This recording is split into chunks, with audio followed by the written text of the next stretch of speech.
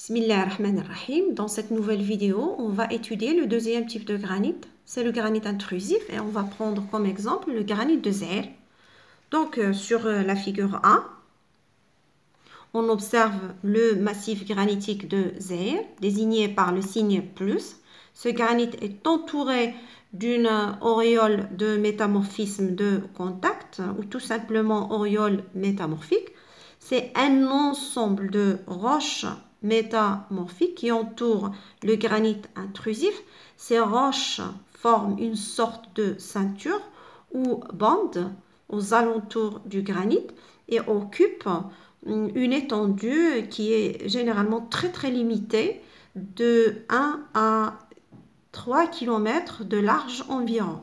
Si on fait l'agrandissement de cette partie-là, donc on aura la carte simplifiée qui est sur la figure B, sur laquelle on voit le granit de Zaïre et les roches métamorphiques de l'auréole. D'accord? Sur la légende, il y a les couches rocheuses qui affleurent dans la région. La plupart des couches constituant l'auréole métamorphique sont formées essentiellement du schiste. Et afin de déterminer les caractéristiques des roches métamorphiques de l'auréole, on a pris des échantillons de roches. On va s'intéresser seulement aux échantillons de 1 à 5. Ben, c'est suffisant. Donc, on a pris des échantillons de ces roches pour les analyser. Les résultats sont représentés sur le tableau ci-dessous. Donc, sur le tableau, on distingue les roches numérotées de 1 à 5, telles que de la roche 1 à la roche 5, on s'approche progressivement du granit. D'accord? Bon, pour la roche 1, elle est constituée du schiste argileux contenant la chlorite et la séricite. La roche 2 constituée du schiste contenant l'andalusite de petite taille. 3 schistes contenant la biotite et l'andalusite de grande taille. 4, c'est la cornéenne contenant du feldspath potassique. Et 5, ce sont des enclaves de la cornéenne dans le granit. Il y a une remarque très importante qui concerne l'état des minéraux. Il y a apparition de la schistosité dans la roche 1, alors que là, il y a absence d'orientation des minéraux dans les autres roches. D'accord? Bon, sur le tableau, on voit bien que le schiste est la roche la plus fréquente dans l'auréole. Et comme vous le savez bien, c'est une roche métamorphique qui indique un métamorphisme de faible degré. Donc, dans les zones de collision et dans les zones de subduction, on a déjà vu que le schiste représente la roche qui se forme à un faible degré de métamorphisme. On la trouve toujours au début de chaque séquence métamorphique. On note bien l'absence du micaschiste et du gneiss. Il n'y a pas de micaschiste, il n'y a pas de gneiss qui caractérise le métamorphisme thermodynamique, haute température et haute pression. Et aussi, on note l'absence de la migmatite, ce qui prouve que ce granit-là, qui est le granit intrusif, il est tout à fait différent du granit d'anatexie. D'autre part, si on observe la composition minéralogique des roches de l'auréole métamorphique, on trouve que la roche 1, voilà la roche 1, qui est constituée de schiste argileux contenant la chlorite et la séricite comme minéraux. Ces minéraux indiquent un métamorphisme faible. Pour la roche 2, située un peu plus près du granit, c'est du schiste contenant l'andalusite de petite taille. Plus près encore, on trouve la roche 3 qui contient de la biotite et l'andalocite de grande taille. C'est-à-dire que au fur et à mesure qu'on s'approche du granit, on remarque que la taille des minéraux augmente. Il y a la disparition de quelques minéraux, chlorite et séricite, qui indiquent un faible métamorphisme, et l'apparition de l'andalocite, qui est un minéral indicateur de haute température. On a déjà vu le domaine de stabilité de l'andalocite. Il est stable dans des conditions de haute température et basse pression. En plus, on voit bien que la roche R1 est caractérisée par la schistosité, c'est-à-dire minéraux orientés, formant des feuillets, alors que les autres roches présentent des minéraux non orientés. Et cela prouve que ces roches ont subi un métamorphisme de basse pression, puisqu'on a déjà vu que la pression est responsable de l'orientation des minéraux. La roche 4 maintenant. La roche 4, c'est une cornéenne. Et c'est quoi une cornéenne? C'est une roche de métamorphisme de contact, c'est-à-dire le métamorphisme thermique, ce qui confirme que les roches métamorphiques de l'auréole ont subi un métamorphisme caractérisé par une haute température. Ben, juste à côté du granit, on trouve la roche R5. Ce sont des enclaves, les habissats. Les habissats, il s'agit des fragments de la cornéenne. Prenons une autre, pardon. Ouf. Pardon.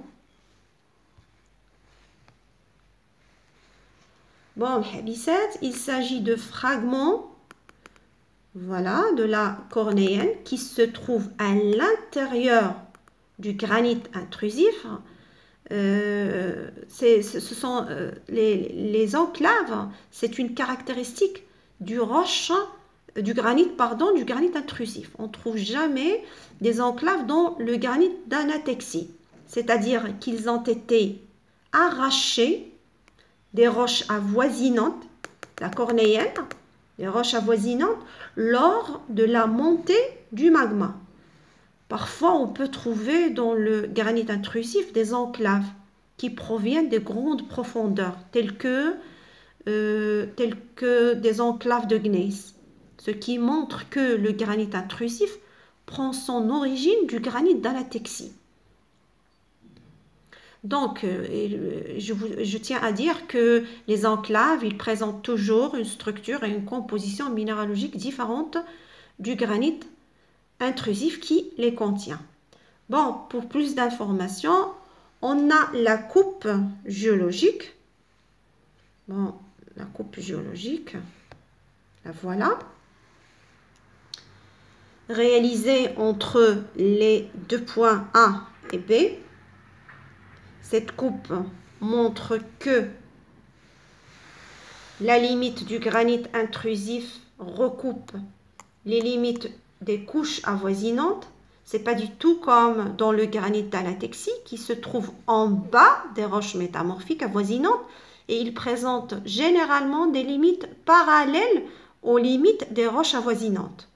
Donc, pour conclure, je vais utiliser le schéma suivant. Bon, qui montre que le granit intrusif prend son origine du granit d'anatexie. Ce dernier, c'est-à-dire le granit d'anatexie, résulte de la fusion partielle du gneiss. On a déjà parlé de l'anatexie. Lorsque les conditions géologiques le permettent, ce magma se détache sous forme d'une masse et remonte à travers les fissures et il s'introduit entre les roches sédimentaires. C'est pourquoi on l'appelle granit intrusif, granit indisasi. لأنه il s'introduit, c'est-à-dire يندس بين الصخور et ce magma va subir un refroidissement plus ou moins lent. Il perd alors de la chaleur qui fait augmenter la température des roches encaissantes et sont alors métamorphisées, formant ainsi une auréole de métamorphisme de contact. Bon, ce type de métamorphisme de basse pression et de haute température est nommé métamorphisme thermique ou de contact. Donc, à la fin de cette partie, je vais faire un tableau comparatif. On va voir un tableau comparatif entre le granit d'anatexie et le granit intrusif. On va commencer par comparer la surface occupée par chaque type de granit.